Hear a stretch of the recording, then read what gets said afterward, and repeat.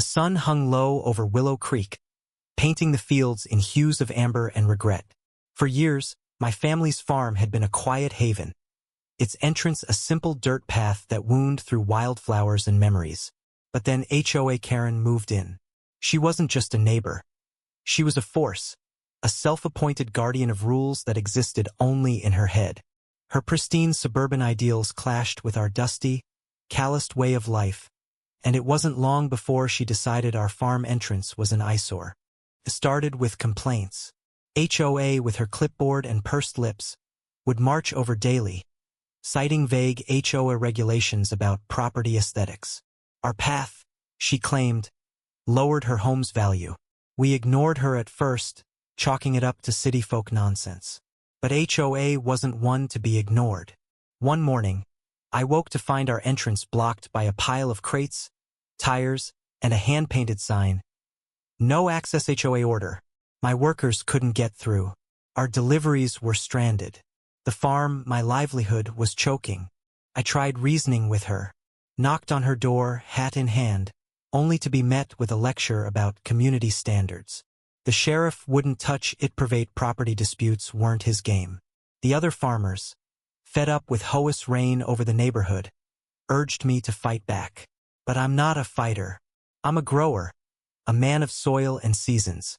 Still, something snapped in me that day, watching my crops wilt under the weight of her petty power grab. Then I heard about the lot next door.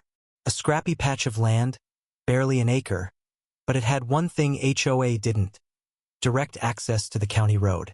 I scraped together every cent, took out a loan, and bought it. HOA didn't notice at first. She was too busy policing mailboxes and lawn heights. But when the construction crew rolled in, her radar pinged. I'll never forget her face, red, trembling, as she watched me erect a toll gate across my new lot. A shiny, steel monstrosity with a bold sign, $100 per crossing, cash only. The gate wasn't just for me. It was for every farmer she'd bullied, every neighbor she'd fined for planting unapproved flowers. The first day, HOA stormed over, demanding I remove it. "This is extortion," she screamed. I shrugged. "It's my land, my rules." The irony wasn't lost on her, but she had no comeback. For once, she was powerless. The toll gate became a legend. Farmers paid with grins, tossing crumpled bills into the lockbox. HOA's allies, the ones who'd nodded along at her HOA meetings, started grumbling. Their commutes now cost them, and they blamed her. The tension built like a storm cloud. One night, I caught her sneaking onto my lot with a crowbar, prying at the gate's hinges. That's when I met Eli, a drifter who'd been squatting in the woods nearby. He'd seen everything: HOA's late-night sabotage, her whispered threats to other neighbors. Eli, with his weathered coat and quiet wisdom, became my unexpected ally. He'd lost his own land to a similar bully years ago, and his stories of resilience lit a fire in me. But the real twist came at the town meeting. HOA, desperate to regain control, rallied her supporters to shut down my gate. She stood at the podium, voice shaking with righteous fury, accusing me of greed. Then Eli stood up. He wasn't on the agenda, wasn't even a resident, but his words cut through the room. He told of HOA's secret deal show she'd bribed a surveyor to redraw property lines, how she'd forged signatures to enforce her rules. The crowd turned on her, their whispers growing into shouts. HOA fled the hall, her empire crumbling. I thought that was the end. But HOA wasn't done.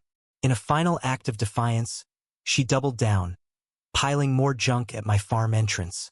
This time, it wasn't just crates, it was cement blocks, chained together, immovable without heavy equipment. The farmers rallied, ready to tear it down, but tempers flared too hot. Someone threw a rock. Someone else swung a shovel. It was chaos, a rural riot under the moonlight. I tried to stop it, but blood was spilled. A neighbor's son, caught in the fray, lost an eye. The sheriff finally stepped in, and HOA was arrested for inciting the mess. The farm entrance is clear now. The toll gate still stands, but I don't charge anymore. It's a reminder, not a punishment. HOA's house is for sale, her name a whisper of shame in Willow Creek. I see her sometimes, walking alone, her clipboard gone. I don't hate her, pity her. She wanted control but lost everything to it. Eli moved on, leaving me a carved wooden sign that reads, "Freedom grows where rules bend." It hangs by my gate, a quiet nod to the cost of pride. The fields are green again, but the scars remain. That boy's injury haunts me, a bitter price for my revenge. I wonder if I'd done things differently if I'd fought her with words. Not gates, would it have ended better? Maybe, maybe not. Life's not a crop you can predict. What do you think, where's the line between justice and vengeance in a fight like this?